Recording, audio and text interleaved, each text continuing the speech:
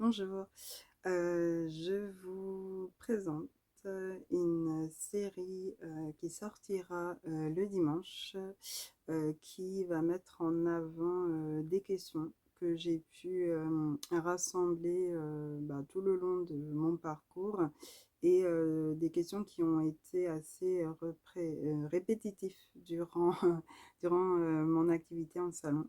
Donc, bienvenue dans Allo SOS, c'est Rosa, la série où je réponds aux questions que la clientèle me pose. Aujourd'hui, du coup, je vais répondre à 5 questions très fréquentes sur les cheveux et le cuir chevelu.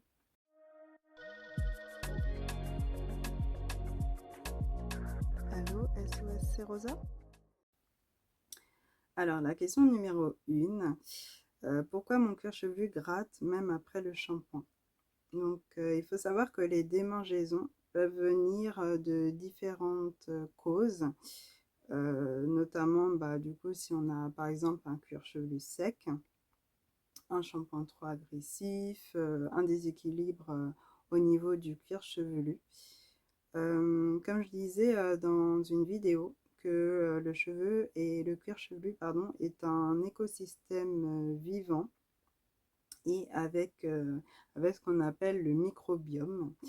Et lorsqu'il est déséquilibré, forcément, en fait, ça peut provoquer des sensations d'inconfort.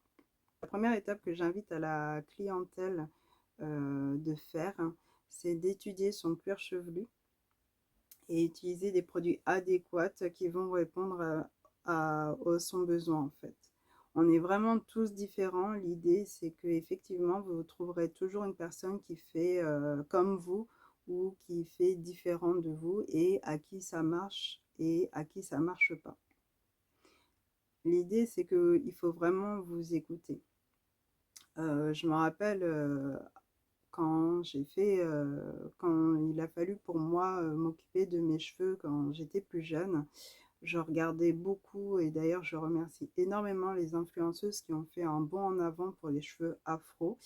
Je les regardais beaucoup sur YouTube et, euh, et le souci c'est que des fois elles présentaient des gammes de produits. Alors c'est vraiment l'évolution, les produits ont vraiment eu leur évolution et elles présentaient des gammes de produits qui marchaient beaucoup sur leurs cheveux. Et je me voyais acheter la gamme complète et en fait, je me suis rendu compte que la question, c'était même si vous avez le même type de cheveux, vous pouvez avoir un métabolisme, une approche de votre cuir chevelu différent. C'est pas parce qu'un produit est bon pour une personne qu'il peut être bon pour d'autres personnes. C'est pour ça que moi, j'aime travailler avec des produits où la composition est très minimaliste, avec des ingrédients assez nobles, hein, comment dire, le plus naturel entre guillemets possible, le moins trafiqué. Car en fait, vous pensez bien que dans un salon de coiffure, euh, on va pas se retrouver avec tous les marques possibles et inimaginables. Par contre, ce que le coiffeur va exiger de son produit, c'est vraiment quelque chose de très simple, de très efficace et d'une composition vraiment en valeur avec ce qu'il pense. Pour le coup, c'est comme ça que je vais chercher les produits dans lesquels je veux travailler.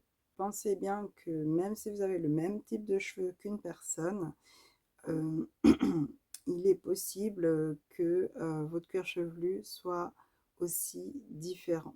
Voilà. Il peut être aussi similaire ou assez proche, hein, y a pas de souci, mais soyez un peu les archéologues de votre cuir chevelu. Question numéro 2. Donc, pourquoi mes cheveux régressent vite, ou peut-être trop vite pour le coup? Donc, il faut savoir que le cuir chevelu, il produit naturellement du sébum. C'est un mécanisme normal qui protège la peau et le cheveu. Certaines personnes ont simplement un cuir chevelu qui produit beaucoup plus de sébum que d'autres. Certaines personnes présentent un cuir chevelu qui produit plus d'actifs que d'autres. Alors, cela peut être aussi lié à différentes autres causes, soit le shampoing qui est trop décapant. Et là, en fait, le cuir chevelu, il aura une réaction assez normale de rééquilibrer très vite, le plus vite possible, l'état du cuir chevelu. Donc, sa production de sébum va vraiment, c'est comme si vous manquez du papier, bah, l'usine va produire à fond.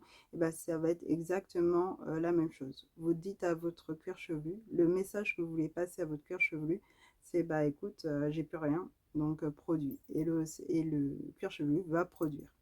Ça peut être dû aussi à un lavage trop fréquent. Et là, pour le coup, bah, ça va être la même chose.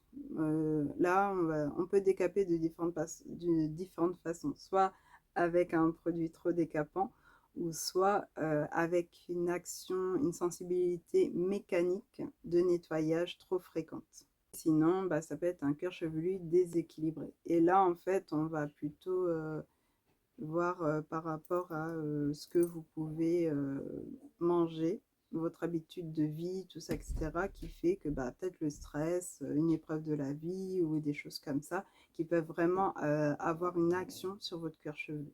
Donc la question 3, pourquoi mes cheveux ne poussent pas? Alors, en réalité, les cheveux poussent presque toujours.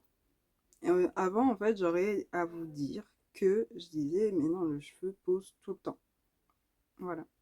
Ça, c'était ma question, à moins qu'il y ait une chute du bulbe. Quand, en fait, si vous voulez, bah, de toute façon, je vous mettrai une petite image. Quand le bulbe est arraché du cuir chevelu, donc lui, il peut se régénérer 25 fois en moyenne. Mais une fois qu'il est parti, donc il n'y a plus de pouce. Et ça, c'était vraiment ma ligne directrice avant. J'ai remarqué que même s'il y avait le bulbe, le cheveu avait des tendances de pousse assez différentes et assez nuancées. En fait, il faut vraiment, je pense qu'il faut tout nuancer. La croissance de votre cheveu va dépendre de l'état de votre cuir chevelu et va dépendre aussi de votre cuir chevelu, au-delà de l'état. Quand un client ou une cliente vient au salon, elle me dit mes cheveux ne poussent pas. Moi, en fait, mon réflexe aujourd'hui, c'est de voir comment vous arrivez à entretenir les pointes. Parce que souvent, les longueurs cassent avant de devenir longues. Et alors ça peut venir de plein de raisons. D'une fibre fragilisée, d'un manque de coupe ou de gestes quotidiens qui abîment le cheveu. C'est pour ça que la coupe et l'entretien des longueurs ont un rôle primordial pour des projets de pousse au niveau de la croissance et tout ça. Si vous êtes dans un projet de pousse, l'idée c'est de vraiment aussi être l'archéologue de vos pointes. Il faut savoir que le cheveu a il y a plusieurs actions qui peuvent sensibiliser les pointes. Donc ça peut être des actions mécaniques, ça peut être des... Alors mécanique, j'entends par là, par exemple, bah, vous mettez un manteau, vous frottez, vous dormez sur un oreiller, des choses comme ça qui peuvent apporter une action répétitive aux cheveux qui, au fur et à mesure, bah, va fragiliser le cheveu. Il y a les actions, il y a les sensibilités thermiques. Donc ça va être tout ce qui est sèche-cheveux trop chaud ou des brushings trop répétés entre actions, le passage du lisseur, écoutez, voilà. Donc toutes les sources chaudes. Et ça peut être aussi des actions, une sensibilité technique. Donc la technique, c'est tout ce qui va être coloration, décoloration. Et il faut savoir, hein, vous verrez avec vos coiffeurs, l'idée c'est d'apporter un soin ou d'avoir une cure de soins après. La question 4, alors faut-il vraiment espacer les shampoings? Ça c'est vraiment, je crois que c'est le sujet. Euh, je crois qu'il n'y a pas une consultation où je n'ai pas, où on n'a pas échangé avec un client ou une cliente sur ça. On entend souvent dire qu'il faut espacer les shampoings, mais en réalité, cela dépend encore une fois surtout du cuir chevelu. Alors, certaines personnes peuvent espacer les lavages de shampoing sans problème.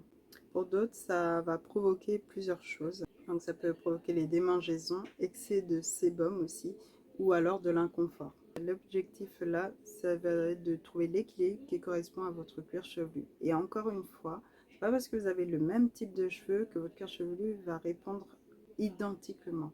Alors ça va être très proche, en général, voilà, mais ça peut être encore différent.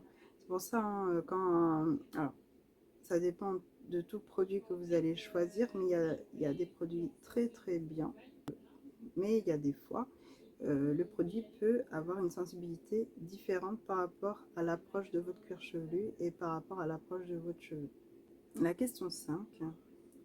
Le cheveu peut-il s'habituer à un shampoing? Alors ça c'est ouais, ça c'est vraiment encore j'ai vraiment eu de tout.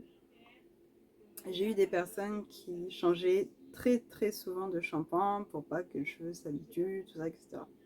Et j'ai des personnes qui ont toujours le même shampoing et pour autant on leur dit bah tiens ça serait bien de changer un peu. Donc j'ai l'impression que la majorité des pensées sont sur le côté oh, il faut pas habituer le shampoing à le shampoing, il faut pas habituer le cheveu à avoir le même shampoing. On est déduit que beaucoup de personnes ont l'impression que leurs cheveux s'habituent à un shampoing.